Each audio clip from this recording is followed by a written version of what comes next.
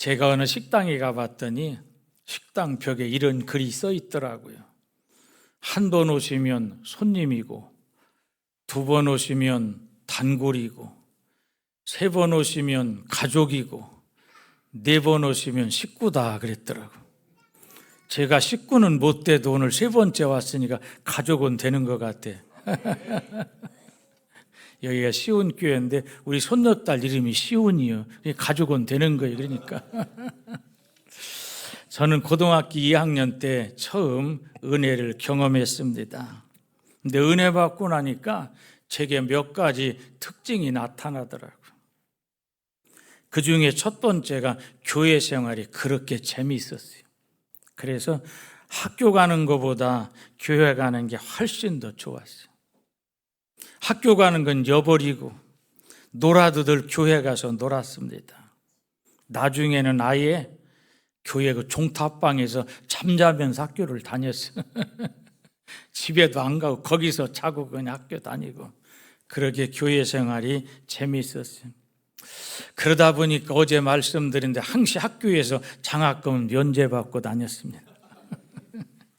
여러분 교회 생활 재미있습니까? 신앙생활이 즐겁습니까? 교회 생활 재밌고요.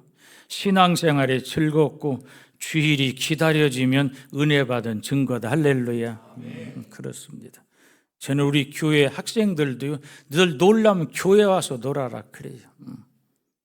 교회 와서 놀아. 아이들이 놀아도 교회 와서 놀면 밖에서 노는 것보다 훨씬 더 유익합니다. 그래서 신앙인은 할 일 없어 놀려면 교회 와서 놀아라. 은혜 받고 나니까 교회 왔다 갔다 하는 게 그렇게 재미있었어요. 두 번째는요, 은혜를 경험하고 나니까 무슨 일이든지 교회에 사는 일은 너무도 즐거웠어요. 귀찮은 게 없었어요. 여러분 학생이 하면 무슨 일을 하겠어요? 고등학생인데 내가 할 일이 뭐가 없을까 두리번거리고 찾아보다가 새벽기도 종치는 걸 내가 해야 되겠다 그랬어요. 그때는 새벽에 종치려면 이렇게 종줄로 잡아당기는 종이었거든. 저희 집에서 교회까지 걸어가면 30분 가야 돼. 그러니까 새벽 일찍 걸어가서 이제 종치러 가는데 늦게 가면 다른 사람이 종칠 것 같아서 미리 가서 종 밑에 가서 딱 줄 잡고 시간 기다리고 있는 거예요. 시간 기다리고. 그리고 시간 돼서 종치면 그렇게 마음이 즐겁고 좋을 수가 없었어요. 그런데 어쩌다가 조금 늦어서 헐레벌떡 갔는데 누가 종치면 그날을 하루 종일 기분이 안 좋은 거예요. 그냥 내가 저 종을 쳤어야 되는데 그런 생각 때문에. 그래서 교회에 사는 일은요 뭐든지 즐겁고 재미있어. 귀찮은 게 없었어요. 여러분 교회에 사는 일 재미있어요? 청소하는 것도 즐겁습니까? 구역장하는 거 재미가 있고 즐거워요? 아멘 안 할 줄 알았어 내가.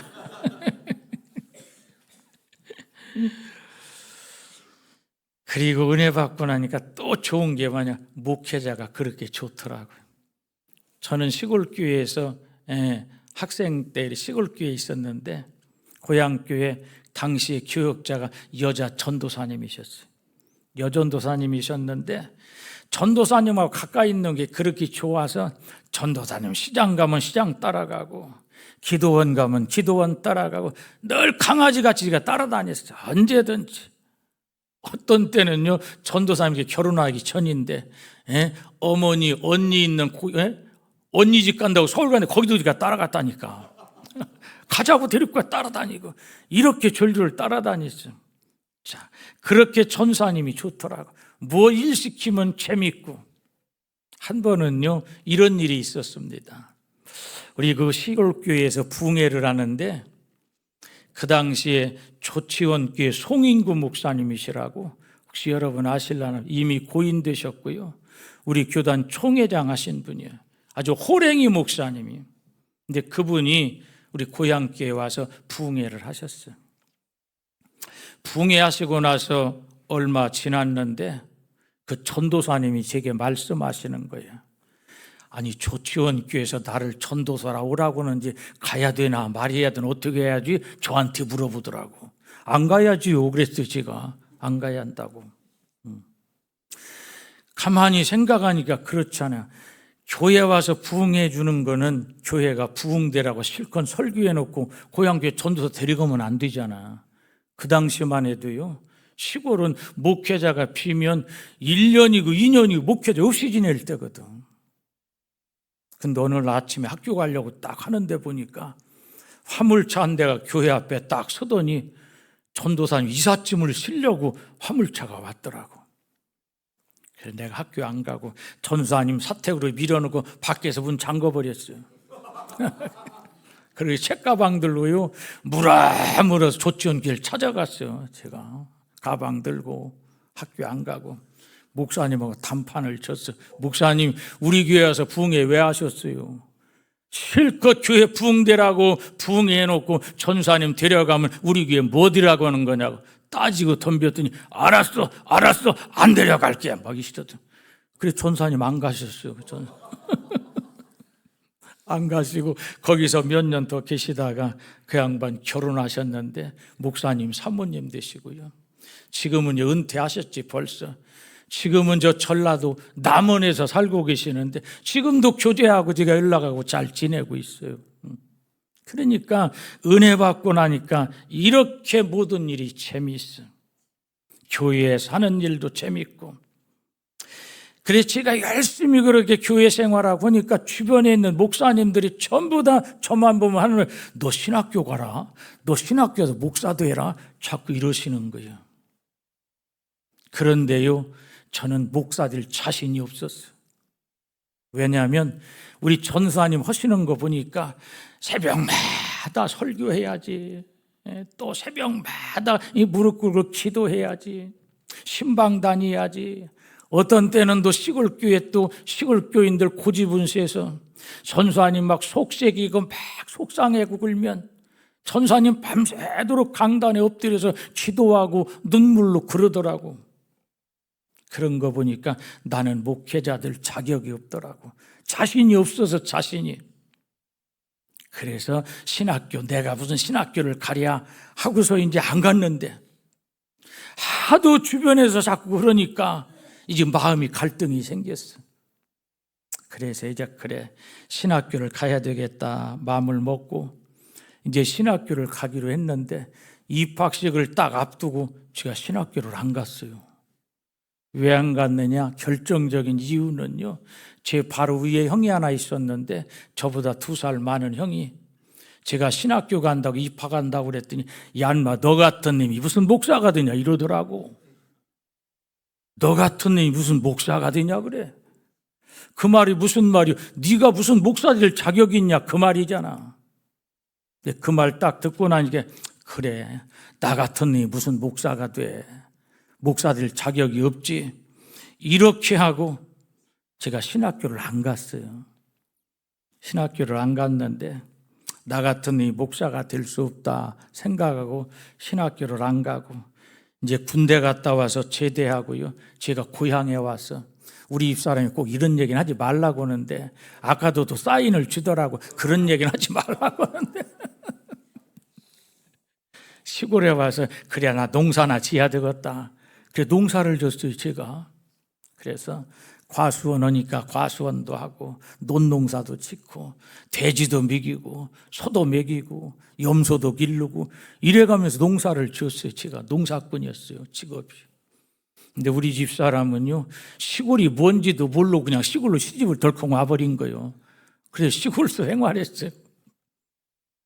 그리고 이제 그렇게 농사꾼이 됐는데 지금 가만히 보니까요 놀라운 게 뭐냐, 너 같은 놈이 지금 목사돼서 목회를 하고 있더라 그 말이요. 제가 자격 없다고 생각했는데 너 같은 놈이 지금 목회하고 있다고 하는 사실, 이걸 제가 생각해 볼 때 그럼 이건 내 얘기뿐인가? 나만 너 같은 놈이 목사 됐냐? 아니더라고. 오늘날 교회 안에도요 우리 형 말대로라면 너 같은 놈이 장로된 사람 많아요. 너 같은 놈이 권사되고요. 너 같은 놈이 집사된 사람 교회 안에 수두룩하더라고. 나만 그런 게 아니더라고. 여러분, 교회 안에는요, 수많은 직분자들이 있습니다. 그렇다면 우리가 어떻게 이런 직분을 받게 됐는가? 너 같은 놈이 어떻게 목사되고 장로되고 권사되고 직분자가 됐을까? 생각해 보니까 여러분, 직분은 자격으로 받는 게 아니더라고요. 하나님이 자격 불문하고 주시니까 너 같은 놈이 목사 된 거예요. 할렐루야지요? 예. 그렇다면 여러분은 하나님이 주신 직분을 뭐라고 생각하십니까? 혹시 감투라고 생각하고 혹은 명예라고 생각하고, 이건 잘못된 생각이에요. 오늘날 성도들이 왜 직분을 제대로 감당하지 못하는가? 그 이유가 있습니다. 직분이 뭔가를 확실히 모르기 때문에, 하나님이 직분을 왜 주셨는지 이걸 모르기 때문에 직분을 제대로 감당 못해요. 직분을 벼슬로 생각하고 감투나 계급으로 생각하고 권위로 생각하니까 직분 감당 못하는 거예요. 그러기에 이 시간 말씀을 통해서 직분이 뭔지, 하나님이 왜 직분을 주셨는지 이걸 잘 깨닫고 충성되게 직분 감당하는 청지기들 되기를 축복합니다. 제목을 따라합시다. 직분자 여러분. 직분자 여러분. 여기 혹시 직분 없는 분 손들어 보세요. 나는 집사도 아니고 안수 집사도 아니고 권사도 아니고 장로도 아니고 직분 없는 분. 직분은 다 있다 이거지. 자, 그러면 여러분에게 한 가지 묻습니다. 직분, 전부 다 직분이 있다고 했는데 여러분은 직분을 뭐라고 생각하시는가? 오늘 읽은 성경에서 직분을 뭐라고 말하고 있는가? 혹시 아는 분은 손 들고 한번 대답해 보실래요? 그냥 말하는 건 소용없어요. 손 들고. 오늘 본문 1절부터 7절까지 읽었는데 거기 보면 직분을 뭐라고 말했는가? 혹시 직분을 뭐라고 말했는지 아실 수 있어요? 아유, 그럴 줄은 진작에 잘 읽어볼 건데 그랬네. 예? 기회를 다시 한번, 여러분 오늘 읽은 본문에서 직분을 뭐라고 했는지 혹시 아실 분, 아시는 분, 손 들고 말하실 분 없으세요? 없으면 할 수 없어요. 아이고, 내가 맞추면 선물 주려고 이 상품권 갖고 왔는데 틀렸네. 이거 줄 사람이 없어. 내가 도로 가져가야 되겠지. 나는 우리 교회에서 가끔 물어보고 잘 맞추면 상품권도 줘요, 내가. 이렇게. 그런 재미도 있어야지. 저 뒤에서 누가 뭐라고 했어, 지금. 근데 시간 지나갔어, 이제. 여러분, 따라합시다. 직분은 선물이다. 다시, 직분은 선물이다. 오늘 본문 7절 말씀에 내가 제사장 직분을 너희에게 뭘로 주었다고요? 선물로 주었은즉 그랬어. 하나님께서 아론에게 제사장 직분을 선물로 주셨다고 했어요. 여러분, 아론이 누굽니까? 아론이 어떤 사람입니까? 과연 하나님께로부터 제사장 직분 받을 만한 자격 있는 사람일까? 성경에 보면 자격 없는 사람이에요. 출애굽기 32장에 보면요, 모세가 시내산에서 계명을 받으러 올라간 사이에 아론과 백성들이 산 아래에서 한 짓이 뭐예요? 금송아지 우상 만들어 섬기는 짓을 누가 했느냐? 아론이 했어요. 그리고 모세를 비방하는 데 앞장선 사람이 누구요? 아론입니다. 이렇게 본다면 아론이 제사장 직분 받는데 자격 없는 사람이에요. 우상 숭배하는 사람이 어떻게 제사장 직분 받겠어? 지도자인 모세를 비방하는데 앞장선 사람이 어떻게 직분을 받을 수 있습니까? 요즘처럼 청문회 한다면요, 이 사람은 자격 없어, 탈락입니다. 제사장들 자격 없는 사람이에요. 그런데도 하나님께서 아론에게 제사장 직분을 주셨다는 말이에요. 그렇다면 어떻게 이런 사람이 제사장 직분을 받을 수 있을까? 자격으로 따지면 못 받을 텐데, 자격이 안 되는데, 그런데 직분을 받았다는 게, 여러분, 여기에 놀라운 비밀이 있습니다. 직분은 자격이나 실력이나 공로로 받는 게 아니라는 게, 만일 직분을 자격으로 받고 실력으로 받는다면 아론은 당연히 제사장 될 자격이 없는 사람이에요. 그러기 때문에 자격으로 안 되니까 아예 하나님이 선물로 주신 것. 할렐루야. 선물은 자격으로 받는 게 아니잖아요. 이 원리는요, 오늘 우리에게도 똑같이 적용되는 거예요. 하나님이 보시기에 자격이 있어 직분 받은 사람 아무도 없는 거예요. 목사 되고 장로 되고 권사 된 것 자격으로 된 게 아니다. 그 누구도 직분은 자격으로 받을 수 없기 때문에 아예 하나님이 그냥 선물로 주시는 거예요. 그러니까 직분 받았다는 게 얼마나 감사한 일이냐. 자격 없는 사람에게 직분 주셨으니까, 선물로 주셨으니까 이게 하나님의 은혜다. 할렐루야. 그렇다면 여러분, 이 사실을 아는 자라면 반드시 두 가지를 명심해야 합니다. 첫째는 어떤 직분을 받았든지 자격으로 받은 것이 아니고 실력으로 받은 것이 아니고 오직 선물로 받은 것이기 때문에 절대로 직분자는 교만하면 안 되는 거예요. 자격이나 실력으로 받았다면 폼질 수 있습니다. 남들에게 자랑할 수 있습니다. 그러나 자격으로 받은 게 아니에요. 아무 자격 없는데 하나님께로부터 선물로 그냥 받은 거예요. 그러기에 교만하면 안 된다. 겸손해야 된다는 거예요. 직분자들 중에요, 교만한 자들 덜어 있습니다. 하나님이 은혜의 선물로 주신 직분을 마치 내가 남보다 뛰어나고 잘나고 자격이 있어 받은 것인 양 잘못 생각하는 자들이 있다는 거예요. 나나니까 장로 되지, 이런 사람이 있어요. 나 아니면 우리 위에 권사될 사람 누가 있어? 이런 사람이 있다고. 이렇게 교만하면 안 된다. 나 나니까 장로 되고 나 정도나 되니까 권사 되고 이렇게 생각하는 자들, 이들이 문제예요.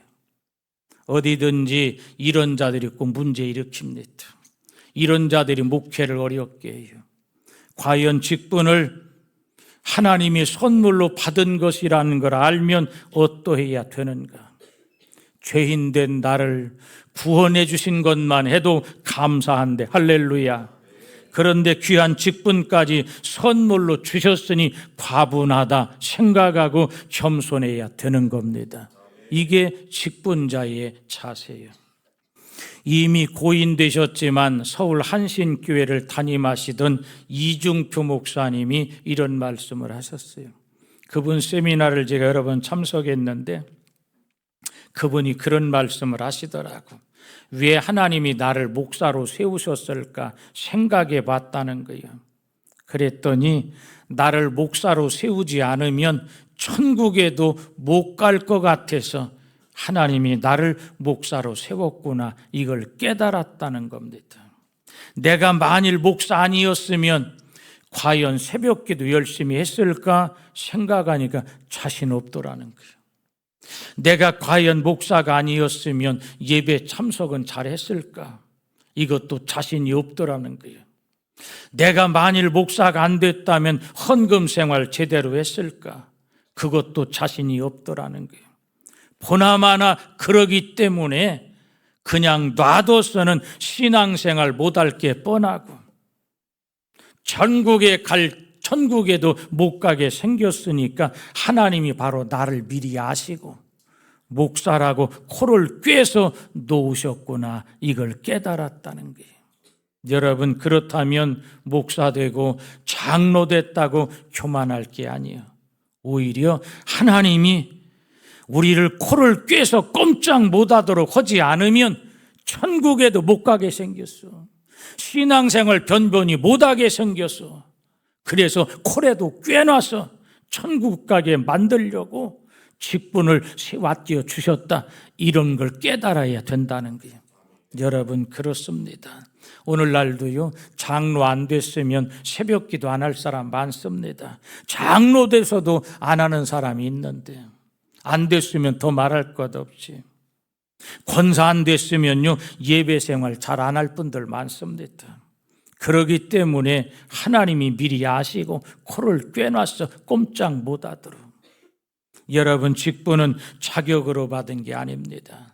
실력이나 공로 때문에 받은 게 아니고 하나님이 그냥 주신 은혜의 선물이다.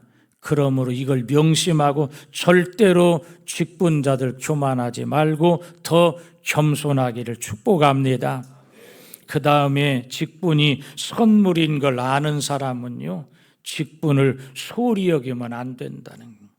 선물이라고 하는 건 주신 분의 뜻이 담겨 있는 거예요. 그러니까 주신 분의 뜻을 생각해서 그 선물인 직분을 잘 활용해야 되는 것입니다. 여러분, 우리가 일상생활 속에서도요, 서로 선물을 주고받습니다. 내게 선물 주신 분은 내가 그 선물을 잘 사용하는지 그렇지 않은지 이걸 늘 눈여겨봅니다.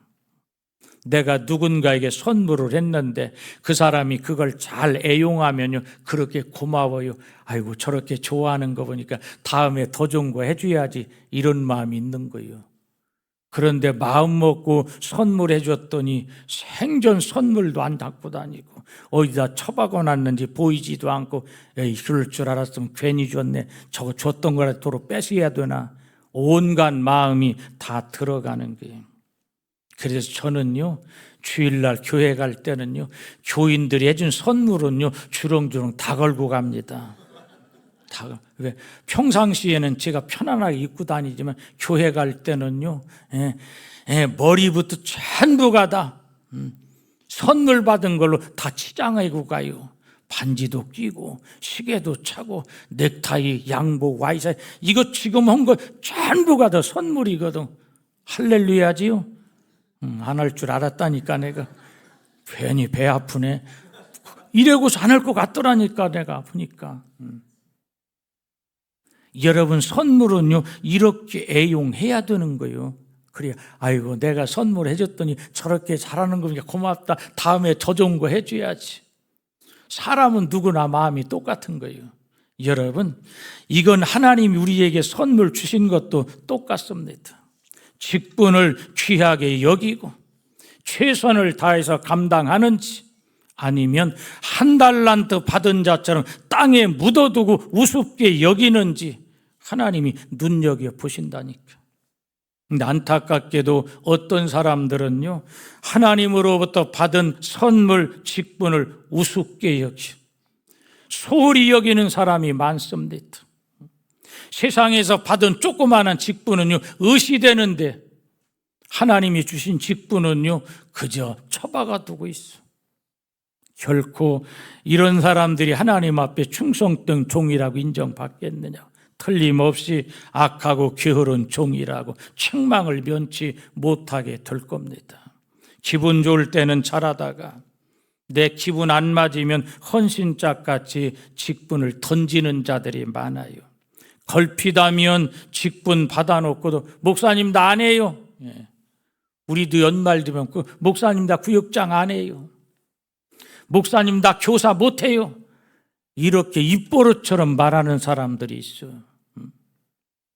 직분은 이렇게 감당하는 게 아닙니다. 내 마음대로 기분에 따라서 하고 안 하고 직분은 그러는 게 아니에요. 하나님은요, 돌을 들어서도 아브라함의 자손을 만드실 수 있는 분이요, 너 아니어도 얼마든지 하나님 일하실 수 있습니다.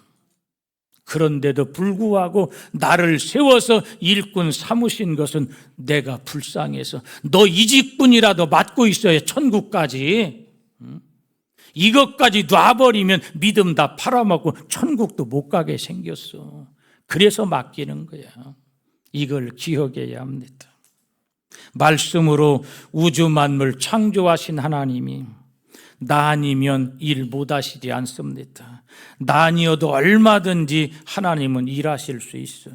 그런데도 내게 직분을 선물로 주셨다고 하는 것, 이게 얼마나 엄청난 은혜인가, 이걸 알아야 합니다.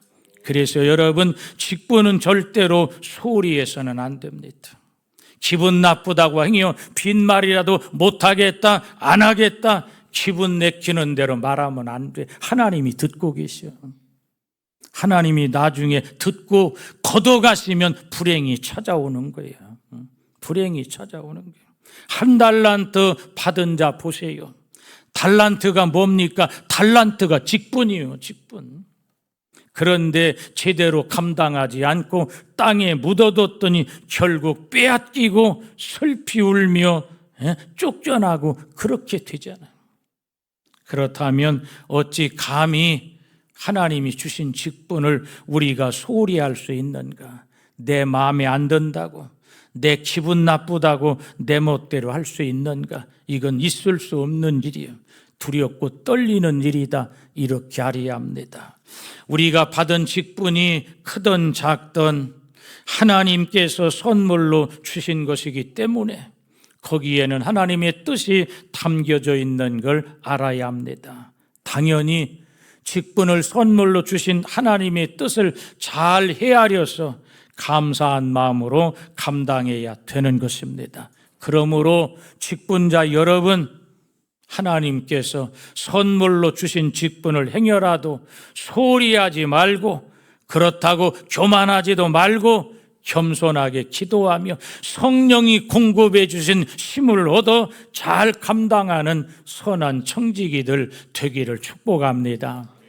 자, 두 번째, 첫째는 직분은 뭐라고 그랬어? 선물이라고 그랬어. 그러면 두 번째, 하나님이 직분을 왜 선물로 주시는가? 주시는 이유가 뭐냐는 거예요. 직분은 선물인데 왜 하나님이 직분이라고는 선물을 내게 주시는가? 그 이유가 뭐예요? 따라합시다. 일하라고. 일하라고. 오늘 본문 3절, 레위인은 내 직무와 장막의 모든 직무를 지키려니와 그랬어. 이게 무슨 말입니까? 직분은 하나님이 선물로 주시되 일하라고 주신 거다. 직무를 지키려니, 직무가 뭐요? 내가 맡은 일이란 말이야. 이걸 지키라는 거예요. 여러분, 하나님께서 선물로 주신 직분은 일하라고 주신 겁니다. 감투로 주시는 게 아니에요. 계급으로 주시는 게 아니에요. 부르기 좋으라고 체면 때문에 주신 게 아니고 오직 일하라고 주신 거다. 할렐루야. 그러니까 엄밀하게 따지면 일 안 할 사람은 교회에서 직분 맡을 필요가 없는 거예요. 일은 안 하고 일만 저지르는 사람은 직분 맡을 필요가 없는 겁니다. 일하라고 주신 직분인데 직분은 맡아놓고 일 안 하면 결국 직분을 낭비하는 거예요. 일할 사람에게 줘야 맞습니다. 직분 맡고 일 안 하고 일만 저지르면 직분을 남용하는 거예요. 악용하는 거예요. 그러므로 제대로 일할 사람이 직분 맡는 게 당연합니다. 저는 우리 교회에서도요, 임직자들을 세울 때, 권사 세우고 안수입사 세울 때 교육 끝나고 다 합니다. 지금이라도 이렇게 감당하지 못할 사람 지금이라도 내려놔도 됩니다. 저건 꼭 그 얘기예요. 그런데 한 사람도 내려놓는 사람은 없어. 보니까 직분 맡으려는 욕심은 다 있더라고. 그러나 그 욕심이 중요한 게 아니에요. 직분을 맡았으면 이 일을 해야 되는 거예요. 그래서 죄송한 말이지만 누구라도 이 일 안 하려면 시간 더 늦기 전에 직분 내려놓는 게 맞습니다. 괜히 욕심 부려서 장로 되고 권사 되고 나서 직분 맡아놓고 일 안 하고 일만 저지르면 하나님께로부터 그 책임 감당 어떻게 할 거냐는 말이죠. 하나님은요, 큰 직분 맡기고 중한 직분 맡겼으면 나중에 책임도 크게 묻습니다. 책임을 중하게 묻는 거예요. 그러니까 직분이 중하면 중할수록 하나님 앞에서 감당해야 될 책임도 그만큼 큰 거다 그 말이에요. 그러므로 여러분, 하나님께로부터 직분을 선물로 받았는데 일하라고 주신 것임을 꼭 기억해서 충성되게 그 직분 잘 감당하기를 축복합니다. 그러면 또 하나 중요한, 그럼 무슨 일 하라고 주셨는가? 이게 중요하지. 무슨 일 하라고 주셨는가? 오늘 성경에 보니까 장막의 일 그랬어. 장막의 일, 이건 뭐요? 하나님 일, 교회 일 하라고 주셨다는 게. 여러분, 교회 직분은요, 하나님 일하라고 주신 거예요. 교회 일하라고 주신 거예요. 할렐루야지요? 네, 할렐루야요. 행여라도 직분 내세워서 내 사업하라고 주시는 게 아니에요. 직분 내세워서 이름 내고 직분 이용해서 내 욕심 채우라고 주신 게 아니다. 근데 오늘날이요, 교회 직분 갖고요, 자기 이익 따라서 일하는 사람 많아요. 그건 하나님이 원하는 게 아니에요. 제가 어느 교회 이야기를 들었더니 그 교회는요, 장로님 한 분이 계시는데 새신자가 등록하면 담임 목사 신방하기 전에 그 장로님이 먼저 신방한다고 그래요. 근데 어찌 된 일이냐고 물어봤더니 그 장로님 직업이요, 보험 설계사래요.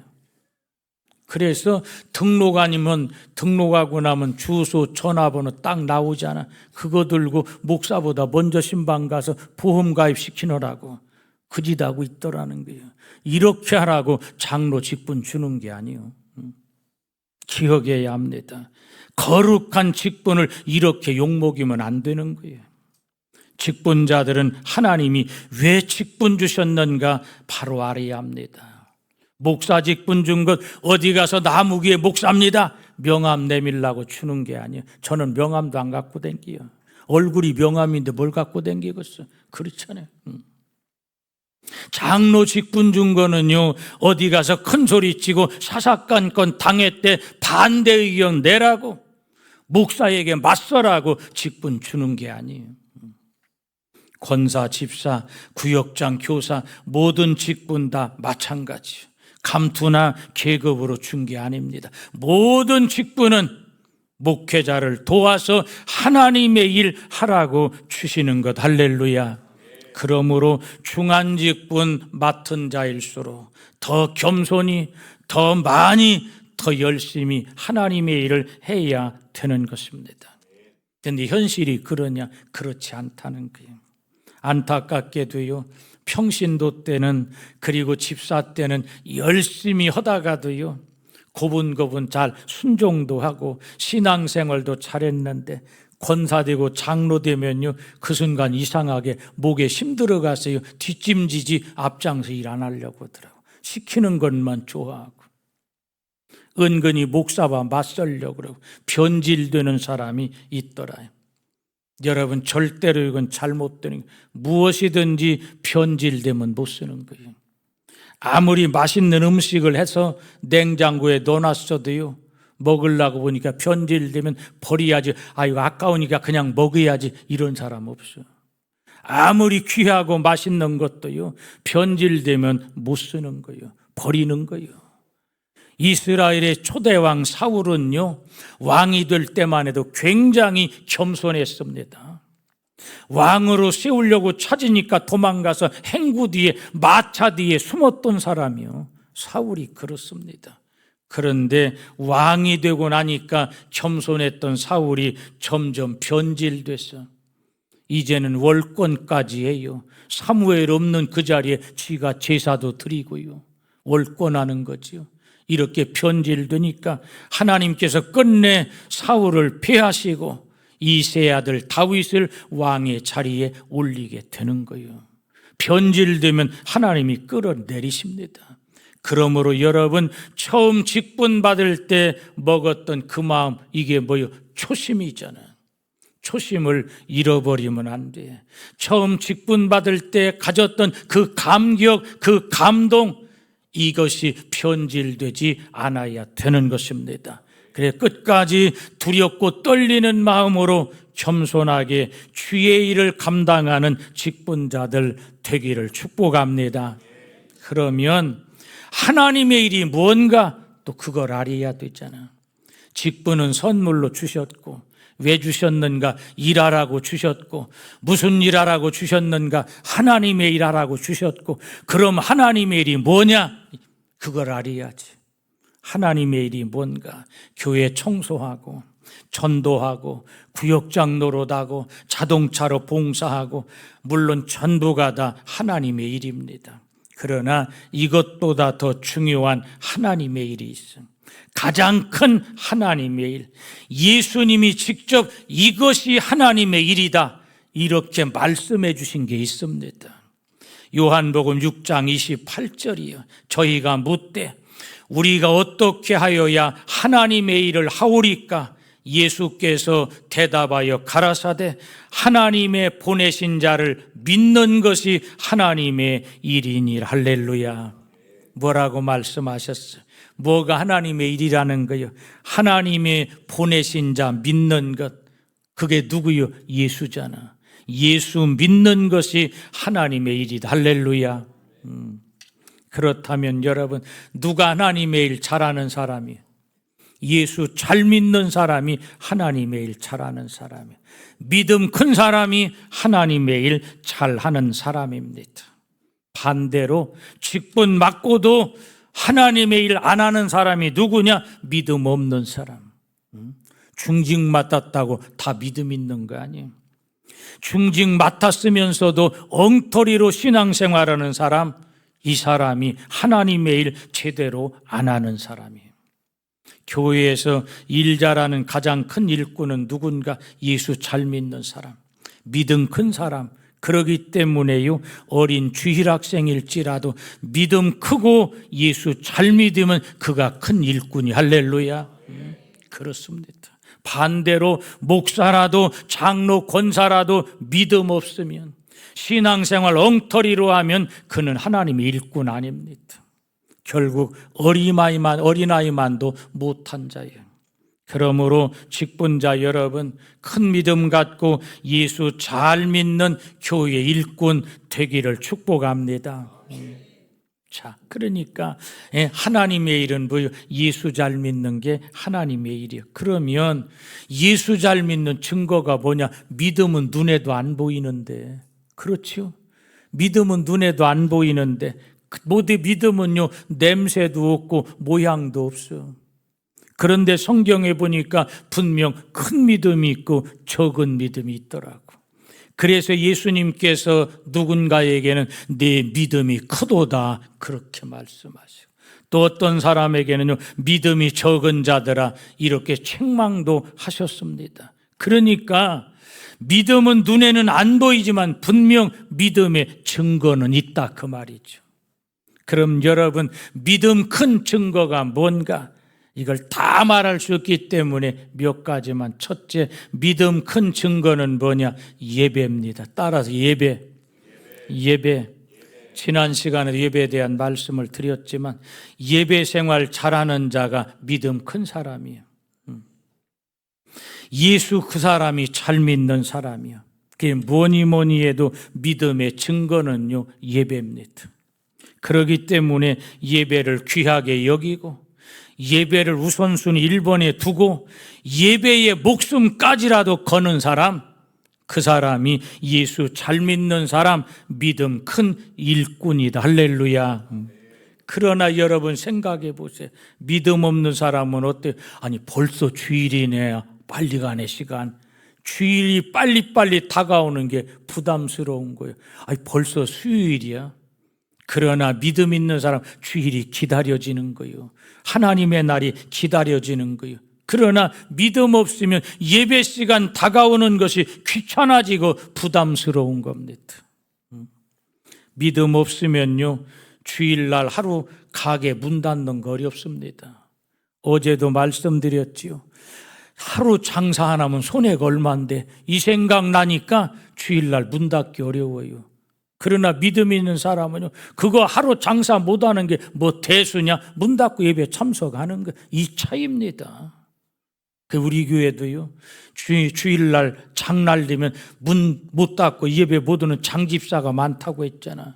여러분, 그렇습니다. 별것 아닌 것 같은데도 주일날 가게 문 닫을 수 있다? 그리고 예배 참석한다? 믿음 있는 사람입니다. 이런 것들이 믿음의 증거예요. 그러나 믿음 없으면요, 주일 예배가 언제든지 우선순위에서 밀려납니다.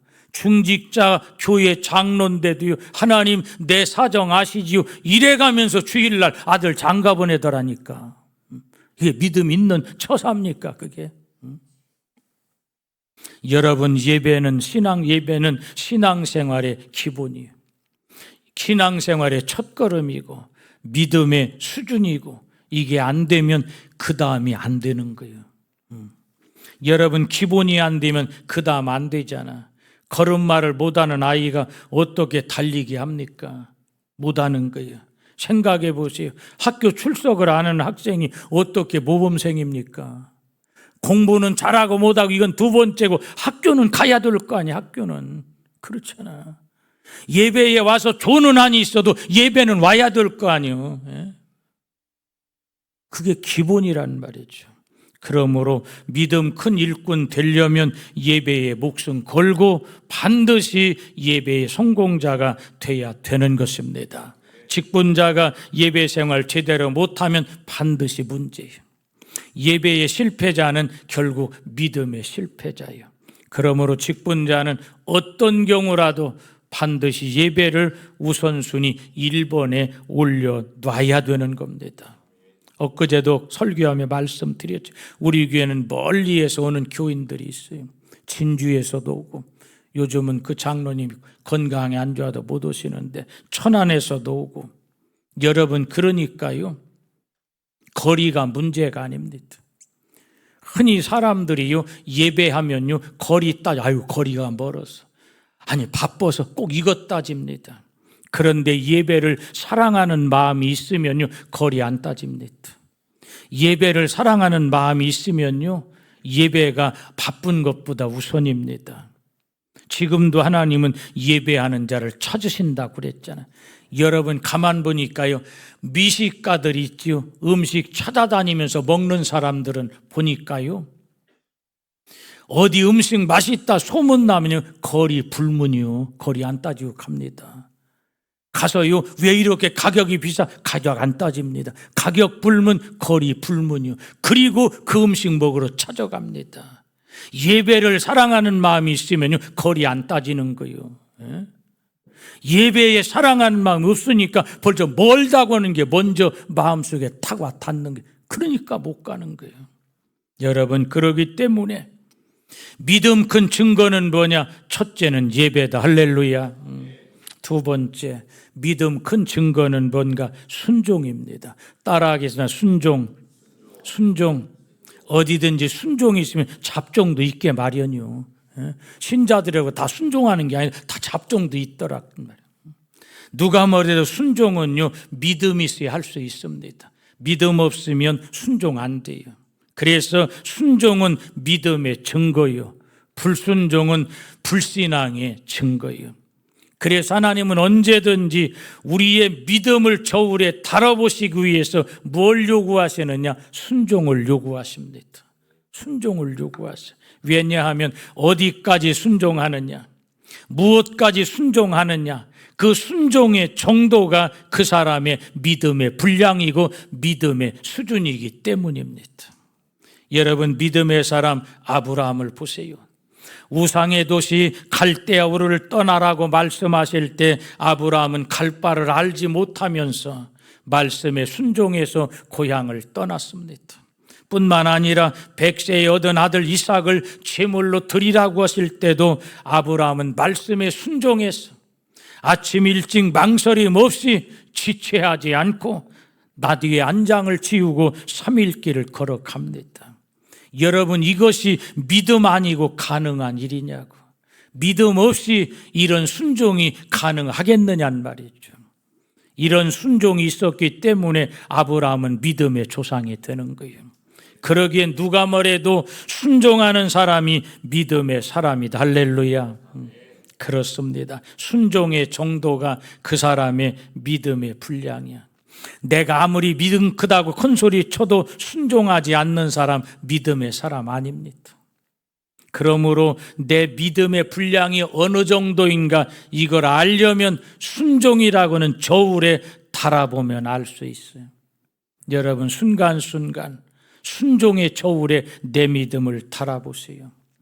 어떤 신자가요 이런 말을 하더라고. 나는요 오직 하나님 말씀만 순종하지, 이래가면서 담임 목사 말에는 순종 않는다는 거예요. 오직 하나님 말씀에만 순종한데 이건 엉덩이 뿔난 소리요. 그렇습니다. 여러분, 목사는요 하나님의 대리자요, 하나님을 대신해서 세운 지도자요. 그러기 때문에 목사의 말이 죄 짓는 것 아니라면 잘난 체 말고 목사의 말에 순종하세요. 그러면 조금 더딘 것 같고 느린 것 같지만 그 길이 승리하는 길입니다. 이걸 기억해야 돼요. 이걸 하나님이 기뻐하고 원하시는 거예요. 혹여 나와 생각이 좀 다르다 할지라도 담임 목사님 말씀에 순종하고 그 뜻을 따르세요. 결단코 하나님이 잘못된 길로 이끌어가지 않습니다. 제가 금산교회 와서 들은 얘기인데요, 저는 그분을 본 적은 없어. 근데 그분 얘기가 처음에 오니까 많이 나돌더라고. 어떤 분인가 하면요, 옛날에 금산교회에 소위 말하는 관리 집사님이 계셨다고 그래요. 관리 집사님이 계셨는데 그분은요 목사님 말에 100% 순종하는 분. 한 번은요 교회를 증축하는 공사를 하는데 교회 마당에다 모래를 한 차 갖다 쏟아놨다는 게. 근데 목사님이 그 관리 집사님의 집사님 이 모래를 다 저 위 2층으로 저 올리라고 거기 쓸 거라고. 그러니까 이 질통에다가 그 집사님이 전부 다 모래를 하루 종일 저 올렸어요. 근데 그 다음날 보니까 모래가 아래층에서 쓸 거라네 그게. 그래서 아이고 집사님 내가 잘못했네, 그거 아래층에서 쓸 거라는데 말 한마디 안 하고 이걸 다 쳐 내렸다는 거예요. 여러분, 이게 믿음 아니면 되겠느냐고. 믿음이 있으니까 순종하는 거지. 웬만한 사람들 아이 목사님 잘 알고 시키지 그냥 무조건 시키면 어떻게 해요. 에이 막 이럴 판인데 한마디 안 하고 그걸 다 했다는 거예요. 이제 그 집사님 본 적은 없지만 야 대단하고 훌륭하다. 그 사람은 교회 관리 집사가 아니라 목사보다 훨씬 위에 있는 사람이다. 이런 생각이 들더라니까. 이거 아무나 할 수 있는 게 아니잖아요. 그렇기 때문에 여러분 중요한 것은요 순종입니다. 우리 교회에서 작년인가요? 언제 부흥회를 했는데 부흥회하는 중에 강사 목사님이 느닷없이 교인들에게 물어보시더라고. 권사님이시죠? 권사님, 그 금산교회를 뭐라고 어떤 교회라고 생각하세요? 이렇게 물어보니까 권사님이든 예 우리 금산교회는 은혜 있는 교회입니다. 이렇게 여기 권사님 금산교회는 어떤 교회 생각해요? 금산교회는요 사랑이 많은 교회입니다. 다 그렇게 얘기를 하더라고. 그런데 느닷없이 맨 앞에 있는 우리 장로님한테 장로님은 금산교회를 어떤 교회라고 생각하세요? 선임 장로님한테 물어보니까 예 우리 금산교회는 담임 목사님 말씀에 120% 순종하는 교회입니다. 이러더 할렐루야지요. 또 대답 안 할 줄 알았어 내가. 여러분 웬만한 사람 같으면요 예 우리 교회는 100% 순종하는 교회입니다. 이 정도의 그것도 대단한데 금산교회는 담임 목사님 말씀에 120% 순종하는 교회입니다. 이야 역시 선임장로 자격이 있다. 어떻게 저런 생각을 느닷없이 생각이 났을까? 그게 늘 마음속에 품고 있는 본심이 할렐루야. 마음속에 있는 본심이 어느 순간 느닷없이 툭 튀어나오는 거예요. 그러니까 여러분 일상생활 속에서도요 내 속에 뭐가 자리 잡고 있느냐는요 어떤 순간적인 상황에 처했을 때 그게 튀어나온다니까. 갑작스럽게 깜짝 놀라면 어떤 사람은 아이고 어머니 부르는 사람이 있고요, 어떤 사람은 주여 이러는 사람이 있고요. 그것도 우리 잘해야 돼. 예수 믿는 사람은 아주 순간적인 상황에 내 입에서 툭 튀어나오는 말이 있죠. 이게 본심입니다. 여러분, 금산교회는요, 사실이 그 장로님 말씀에 의하면 내 말이 아니라 120% 순종하는 교회라는 거예요. 여러분, 믿음의 증거는요, 순종입니다. 세 번째, 믿음 큰 증거는 뭔가? 직분 감당이요. 직분 감당. 직분은 맞는 것도 중요하지만 맞는 것보다 더 중요한 건 감당하는 거예요. 그래서 그 사람이 직분 맞고 그 직분 어떻게 감당하는가, 이걸 보면 믿음 있는 사람인지 아니면 포장하고 있는 사람인지 알 수 있다는 거예요. 교회 안에요, 모든 직분이 다 중요하지만 저는 늘 강조합니다. 교회 안에 중요한 직분 중에 직분은요, 장로, 권사, 안수집사, 이 직분이 중요해요. 그래서 이들을 중직이라 그래요. 이 직분은 한 번 받으면요, 평생 가는 직분이요.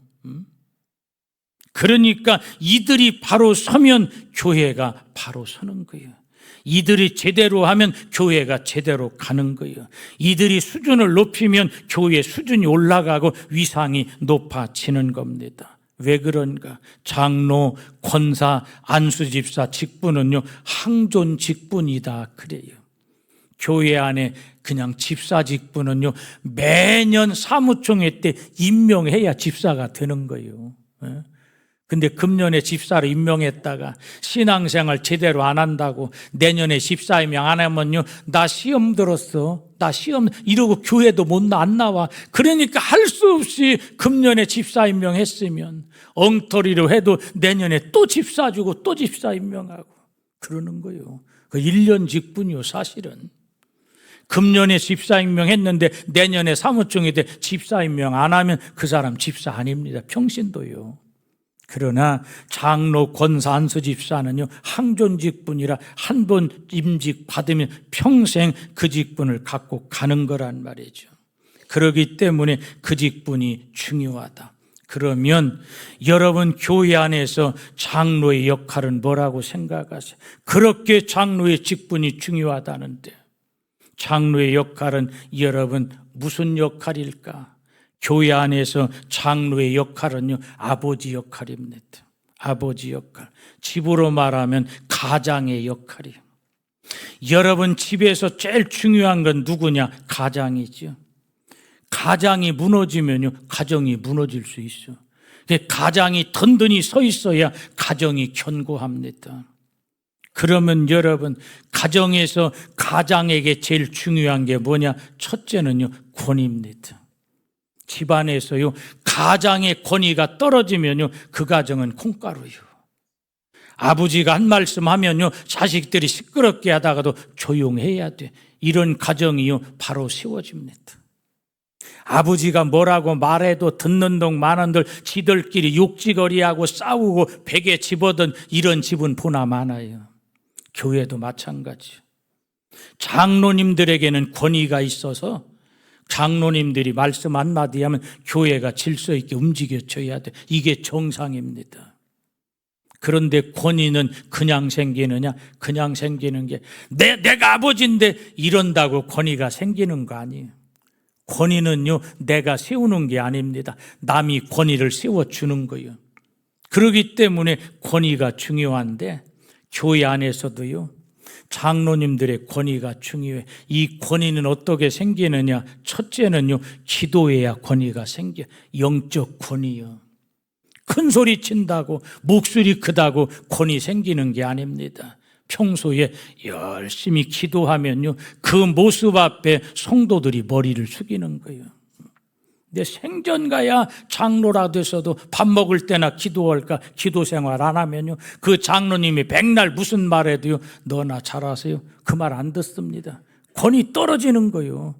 가장의 역할 못하는 거예요.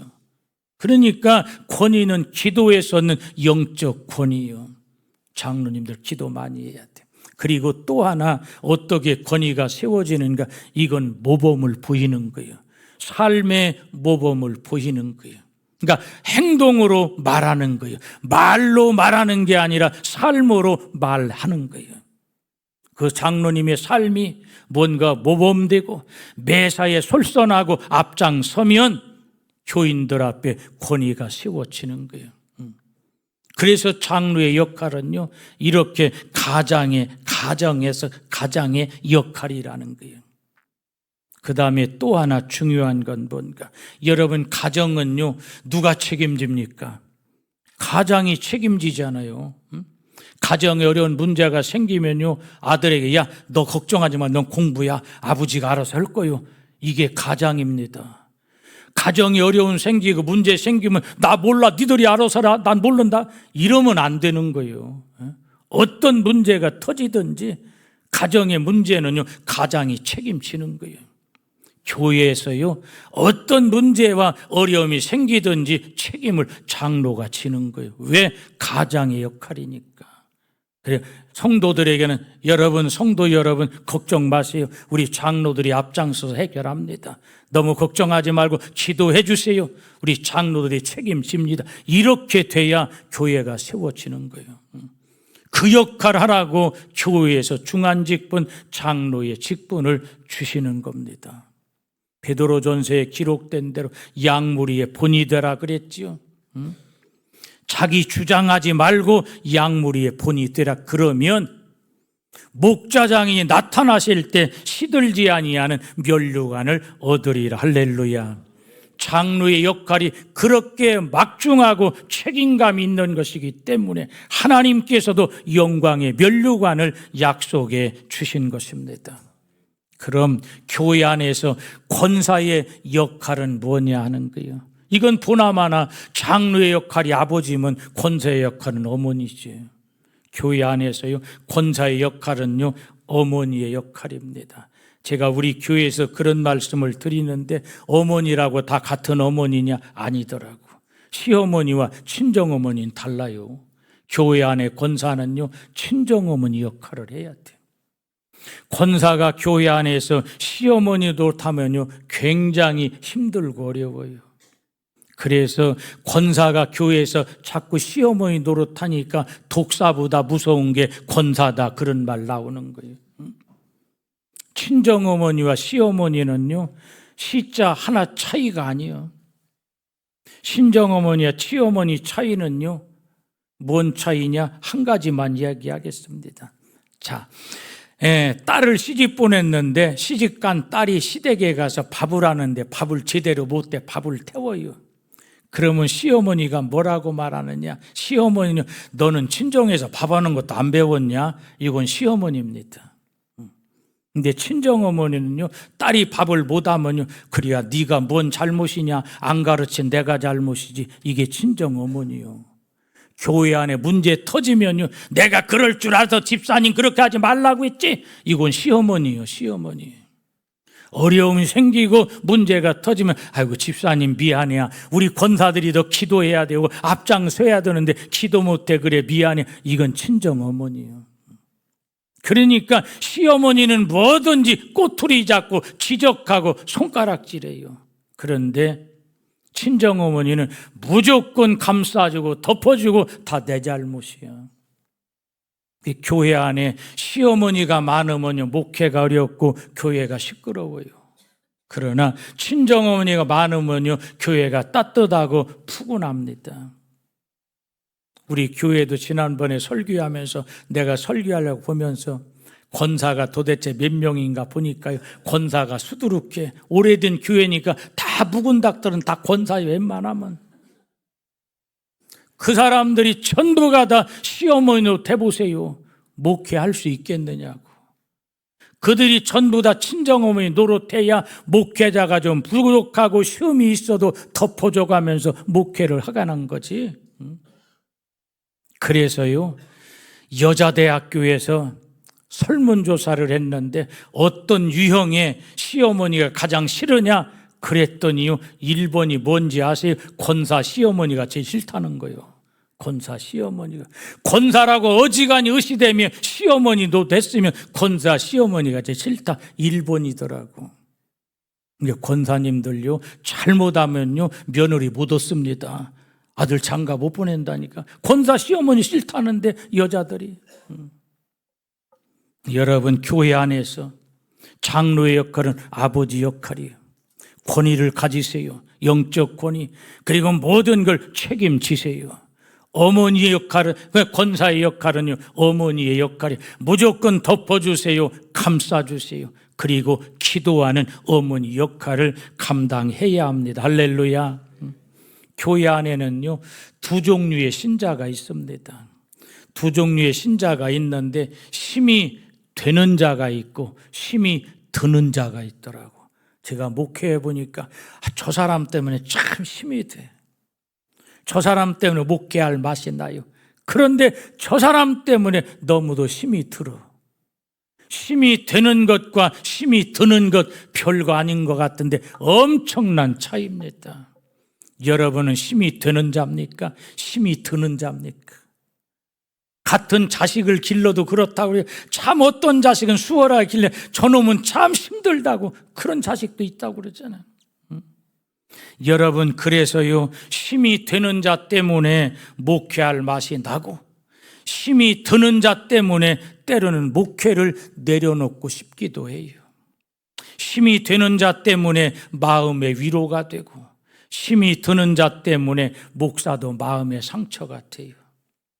힘이 되는 자 때문에 힐링이 되고 힘이 드는 자 때문에 스트레스를 받습니다.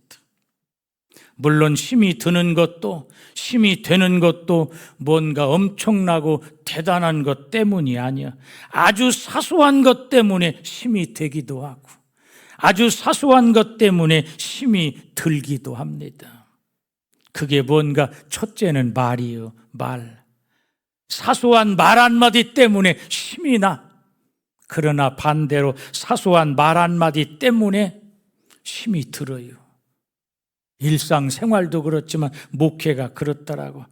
그래서 장로님의 격려하는 말 한마디 때문에 목회에 힘을 얻습니다. 빈말인 줄 알지만 설교 끝나고 내려갔더니 아이고 목사님 은혜 받았어요, 이런 말 때문에 힘이 돼요. 물론 빈말인 건 알지, 립 서비스인 건 알지만 그래도 그 말에 힘이 돼요. 그런데 꼭 촉새 같은 권사 목사님 오늘 설교 옛날에 한 설교 또 했지요, 이런 사람이 있더라니까. 틀림없이 있습니다. 그런 사람들 때문에 목회할 맛이 안 나. 너는 오늘 한 반찬 내일 안 하냐? 하잖아. 어떤 데는 며칠 똑같은 반찬 올라왔다 내려갔다 하면서 목사가 설교 한 번 재탕했다고 그런 건 또 안 잊어버리고 있다가 목사님 옛날에 한 설교 또 했지요. 그래. 그러면 안 돼. 힘이 돼야지. 왜 힘 빼는 얘기를 합니까? 왜 힘들게 해요? 예의 없는, 예절 없는 말 한마디에 툭툭 내뱉는 말 때문에 목회가 힘들고 마음에 상처가 듭니다. 여러분, 말 한마디라도 어제도 말씀드렸듯이 언제든지 담임 목사에게 말할 때는 말 한마디라도 어려워해야 돼. 조심해야 돼요. 함부로 말하면 안 돼. 예의를 갖춰야 돼요. 여러분, 말이라고 하는 건요, 그 사람의 인격입니다. 그러기 때문에 더더군다나 중직자는 말 한마디를 해도 무게감이 있어야 돼. 아무 생각 없이 입에서 튀어나오는 대로 함부로 말하면 안 돼요. 말 한마디를 해도 힘이 되는 말, 살리는 말, 덕을 세우는 말, 은혜로운 말을 할 수 있기를 축복합니다. 그래야 되는 거예요. 어느 병원 로비에 가니까 이런 글이 있더런데, 개한테 물려서 다친 사람은 한나절 만에 치료받고 돌아갔습니다. 뱀에게 물려 다친 사람은 3일 만에 치료를 마쳤습니다. 그러나 사람의 말에 다친 사람은 아직도 입원 중입니다. 내 입에서 3초가, 말 한마디 3초가 상대방의 가슴에는 30년이요. 나는 잠깐 말 한마디 던졌는데 그게 비수같이 꽂히면 상대방의 가슴에는 30년 간단 말이죠. 3초가 30년이요. 여러분, 그동안 얼마나 많은 사람들에게 말로 상처를 입혔습니까? 그동안 얼마나 말로 목사의 목회를 힘들게 했습니까? 직분자들은 반드시 성령의 불로 입술에 할례를 받아야 합니다. 어제 말씀드렸듯이 이사야의 입술을 성령의 불로 지지듯이 여러분, 기도할 때만 하나님 성령의 불로 내 입술을 지져주시고 내 입술의 말이 할례되게 하여 주옵소서. 이렇게 기도해야 돼요. 이사야가요, 이렇게 입술을 할례받고 난 다음에 하나님께서 내가 누구를 보내며 누가 우리를 위하여 갈고, 그랬더니 거기서 이사야가 내가 여기 있나이다, 나를 보내소서. 벌써 입술에 할례받으니까 말이 달라지잖아. 누가 일할래? 제가 하겠습니다. 저를 보내주세요. 자원하게 되는 것입니다. 이렇게 이사야처럼 입술에 할례받고 말 한마디를 해도요, 여러분 목회자에게 힘이 되고 이웃에게 힘을 주는 격려의 말을 할 수 있기를 바랍니다. 목사님 힘내세요. 걱정 마세요. 우리가 하겠습니다. 뭐 이렇게 해야지. 그건 목사님 책임이에요. 왜 그렇게 이러면 안 되는 거예요. 입술에 할례받지 못한 사람은 언제든지 말로 사람을 힘들게 해요. 상처를 줘요. 사사건건 말로 목사의 목회에 시비를 걸어요. 안 그래도 이런 일 저런 일 때문에 피곤하고 목회가 힘든데, 이 사람 저 사람 상대하고 말 다 들어주려면 피곤이 쌓이는데 말 한마디라도 나 때문에 힘이 된다면 얼마나 그 사람 자신에게는 복이 되겠는가. 할렐루야. 그 다음에 두 번째는요, 하나는 말이라고 그랬잖아. 사소한 것 때문에 힘이 되기도 하고 힘이 들기도 하는데, 첫째는 말 때문이에요. 그 다음에 두 번째는 작은 섬김입니다. 작은 섬김 때문에 보람을 느끼고 힘을 얻는 거예요. 저희 교회는요, 제가 새벽기도 가면 일찍 새벽에 나오는 권사님이 있어요. 요즘은 날이 춥잖아. 많이 풀렸지만 가면요, 일찍 와서 강단에 전기장판을 깔아놓고 큰 방석을 펴놨는데 일찍 가서 전기장판을 켜놓는 거예요. 이불처럼 큰 방석 깔아놓고, 그러면 저는요 이불 떠들고 그새 쏙 들어간다니까. 얼마나 따뜻한지 몰라. 근데 엊그저께 권사님이 하루 출타하고 왔는데 아침에 가서 이렇게 그냥 썰렁한 거야. 아무것도 아닌 것 같은데 그 권사님은 그걸 사명으로 섬김으로 알고 일찍 나와서들 전기방석을 켜놓고 있는 거야. 목사 궁둥이 뜨뜻하라고. 그런데 그 양반 하루 출타하니까 누구도 그걸 하는 사람이 없더라니까. 내가 꼭꼭 그냥 그 위에 방석 위에 앉았다가 시간 지나고 뜨뜻해진 다음에 방석 밑에 들어갔어요. 아무것도 아니지만 작은 섬김이 힘이 되는 거예요. 작은 섬김 때문에 힘이 되고 목회자가 힘을 얻게 되는 것입니다. 그러므로 여러분 잘 섬기세요. 담임 목사를 잘 섬겨야 돼. 성경에 보니까요, 갈라디아서 6장 6절에 가르침을 받는 자는 말씀을 가르치는 자와 모든 좋은 것을 함께하라 그랬어. 가르침을 받는 자는 누구요? 여러분이지요. 그럼 가르치는 자는 누구요? 목회자지요. 근데 성경이 뭐라고 해? 가르침 받는 자는, 말씀을 가르치는 자와 모든 좋은 것을 함께해라 그랬어. 그런데 신자들이 이걸 잘 모르는 것 같아. 굳은 일에는 함께하자고 그래요. 굳은 일에는 늘 불러대야, 시도 때도 없이 불러대야. 목사님 큰일 났어, 우리 어머니 교통사고 나서 빨리 와주세요. 어머니 병원 갔어요. 우리 아들 뭔 일 생겨서 빨리, 밤낮 없이 불러대야. 굳은 일이 있을 때는, 좋은 일이 있을 때는 지들끼리 싹 먹고 입 싹 닦아버린다니까. 사실이 그러고 현실이 그래요. 아까 제가 이거 부모 온다고 아까 이제 교회에서 나오는 중간에 전화 받았어. 우리 권사님 한 분 돌아가셨다고. 뭔 얘기요? 장례해달라 그 얘기잖아. 이제 오늘 그래 늦어서 오늘 임종례에 못 가고 부목사 보고 하라고 했어. 내일 이제 입관예배, 모레 장례식. 굳은 일에는 밤낮 없어요. 안 따져. 불러내요 그냥. 근데 좋은 일이 있을 때는 입 싹 닦아버려요.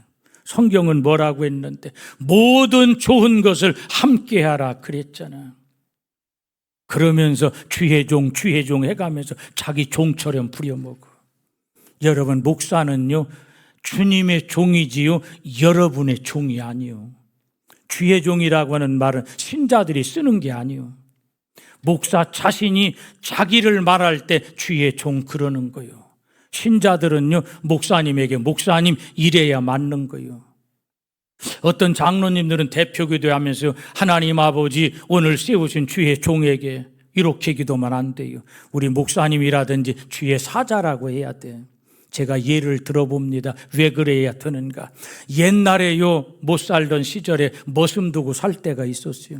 저도 시골에 살 때요, 머슴을 둘씩 뒀는데, 자, 그러면 옛날 못 살던 시절에는요, 내 아버지가 남의 집 부잣집에 머슴살이에요. 그러면 남들이 그를 부를 때 김씨네 집 머슴 부르지, 아들인 나는 내 아버지한테 김씨네 집 머슴 이렇게 부르면 안 되는 거요. 내 아버지가 남의 집 머슴이라도 내가 부를 땐 아버지 이렇게 불러야 되는 거요. 그렇죠? 원리가 똑같습니다. 목사 자신이 하나님 앞에 자기를 말할 때 주의 종이지, 성도들은 목사를 목사님 그래야 되는 거요. 그랬더니 또 어떤 분은 주의 종님 또 그래. 여러분, 종은요, 놈자가 어울리 님자는 안 맞아요. 그렇잖아. 종한테는 종놈 이래야 맞지. 종님이 뭐요? 이건 아버님 대갈림에 건불님이 붙었다, 이거하고 똑같은 게 아무데나 님자 붙이는 거 아니잖아. 그러니까 말 한마디 한마디 이거 굉장히 중요한 겁니다. 이런 것들 때문에 상처가 되기도 하고 또 힘을 얻기도 하고 있는 거예요. 여러분, 목사님을 잘 섬김으로 힘이 되어주기를 축복합니다. 내가 내 교회 목사 내가 안 섬기면 누가 섬깁니까? 내 부모가 잘났던 못났던 자식이 내 부모 섬겨야지, 자식이 내 부모 안 섬기면 이웃 사람이 내 아버지 섬겨주는 거 아니잖아. 내 교회 목사님을 내가 섬겨야 되는 거예요. 따라하겠습니다. 우리 목사님이 누구요? 언제든지 우리 목사님 이래야 된다니까. 제가 우리 교회에 한번 해야 되는데, 제가 사는 아파트 같은 라인에 우리 교인 여러 삽니다. 위층도 있고 여러 사는데, 근데 다른 교회 교인도 살아요. 한 번은요, 제가 엘리베이터를 딱 타니까 우리 교회 집사님, 남자 집사님 엘리베이터 타고 계시더라고. 그리고 여자분 한 분은 다른 교회 장로교회 제 집사님인지 권사님이 타고 계시더라고. 그래, 제가 딱 타니까 그 남자 집사님이 그분의 우리 교회 목사님, 우리 목사님이에요, 우리 성결교회 우리 목사 이러더라니까. 제가 감동 받았다니까요. 우리 목사님. 이런 의식이 있어야 되는, 그저 자기 담임 목사 봐도 그냥 소 닭 보듯이 이러면 안 되는 거예요. 내가 내 교회 목사 섬겨야지. 여러분, 나를 위해서 밤낮으로 기도해 주는 분은요, 우리 목사님밖에 없는 거예요. 제가 시온교회 여러분 위해 기도하겠습니까? 여러분, 제가 여러분의 이건 거짓말이요, 뻥치는 거예요. 내 교회 교인 위해서 다 기도 못 하는데. 여러분, 제가 언젠가는요, 우리 교회 설교하면서 물어봐서, 여러분 대한민국의 제일 위대하고 훌륭한 목사님이 누굽니까? 조용기 뭐 이러다라는 게 분수야, 분수. 정말로 대한민국의 제일 훌륭하고 유명한 목사는 금산교회는 어찌됐든 제각이잖아, 제각. 근데 다음에 영문도 모르고 그 사람들 그런 소리 하더라니까. 영문도 모르고. 이제 접수가 됐지요, 이제. 여러분, 별별들이 다 하고 큰 소리 쳐도요, 나를 위해 기도해 주는 분은, 내 가정 위해 기도해 주는 분은 우리 목사님밖에 없는 거예요. 여러분, 가장의 건강은요, 가정의 건강이야. 가장이 건강해야 가정이 건강해. 목사의 건강은 교회의 건강이. 할렐루야. 이걸 명심해야 됩니다. 그래서 목회자를 이렇게 잘 섬겨서 주의 일을 감당하게 하면, 첫째는 하나님이 기뻐하시고, 둘째는 교회 위상이 올라가고, 셋째는 목회자가 힘있게 목회할 수 있고, 네 번째는 이것 때문에 개인도 복을 받고 교회도 복을 받고, 이게 섬김의 원리. 할렐루야. 너무 길게 하면 이제 그럴 것 같아. 이제 그러면 마치려고 하는데, 한 가지 얘기만 하고 마치겠습니다. 여러분, 제가 이제 금년으로 목회 40년째인데요. 오래 한 거지, 오래. 어떤 목사님이요, 이제 목회를 마치고 은퇴했는데, 은퇴한 몇몇 목사님들, 시골교회 목회하고 개척교회 목회했던 몇몇 목사님들이 이제 목회 은퇴하고 나니까 홀가분한 마음으로 우리 여행이나 한번 합시다. 그래 동남아 여행을 갔어요. 동남아 여행 가니까 이곳저곳 평생 그런 데 못 다녀보다가 가서 보니까 구경거리도 많고 그런데 어느 한 곳에 보니까 사람들이 굉장히 많이 모였더라는 거예요. 그래 뭔가 보니까 코끼리 쇼를 하고 있는 코끼리. 저도 옛날에 태국에 가서 보니까요, 코끼리가 덩치만 크지 허락한 대로 자라더라고. 뭐 이렇게 잉크 뭐 이렇게 찍어주니까 코다 물려주니까 붓 갖고서 막 그림도 그리고요. 코끼리가 그러더라고. 공 갖다 놓으니까 발로 공을 차서 축구 골 때 넣기도 하고 코끼리가 그러더라고. 이 조련사가 훈련하니까 그런 거예요. 근데 사람들이 많이 모여 있는데 코끼리 쇼를 하면서 조련사가 여러분 중에 누구라도 이 덩치 큰 코끼리 눈에서 눈물을 흘리게 할 수 있는 분이 나오세요. 그러면 상품을 줍니다 하고 상품을 걸어놨어. 사람들이 너도 나도 나가서 코끼리 눈에서 눈물 빼려고 막 꼬집어도 보고 때려도 보고 해도 코끼리가 끔찍도 않지. 아무도 코끼리 눈에서 눈물을 흘리게 하는 사람이 없더라고. 또 없습니까? 근데 목사님 한 분이 나갔어요. 그 목사님이 나가서 코끼리 기다 대고 뭐라고 말하고 한참 얘기하니까 코끼리가 두 눈에 눈물을 주르르 흘리더라는 게. 그러니까 막 사람들이 박수를 치고 이야 저 사람 누군데? 조련사가 물어봅니다. 당신은 누구요? 나는 한국에서 목회하던 목사입니다. 근데 어떻게 코끼리가 눈물을 흘립니까? 그랬더니 제가 한국에서 평생 목회했는데 목회하면서 개척교회하고 시골교회하면서 겪은 어려운 일 속색인 누구에게 전부 대주니까 코끼리가 슬퍼서 울더라는 거요. 코끼리가 우는 거요. 그러고 났더니 그 다음에 조련사가 또 이번에는 여러분 중에 나와서 이 덩치 큰 코끼리는요 펄쩍 뛸 수 없는데 네 발을 동시에 땅에서 떨어지게 할 수 있는 사람 또 선물 줍니다. 근데 사람들이 막 코끼리를 펄쩍 뛰게 코끼리가 꿈쩍도 안 해. 근데 아까 그 목사님이 또 나갔어. 귀다 대고 딱 한마디에 코끼리가 펄쩍 뛰더라는 거예요. 아니 뭐라고 했으면 너 한국 가서 목회할래? 그게 싫다고 펄쩍 뛰는 거예요. 목회가 어려운 거예요. 속색이지 마세요. 직분 맡은 분들, 중직 맡은 분들일수록 더 목회자의 힘이 돼서 하나님의 교회를 든든히 세워갈 수 있기를 축복합니다.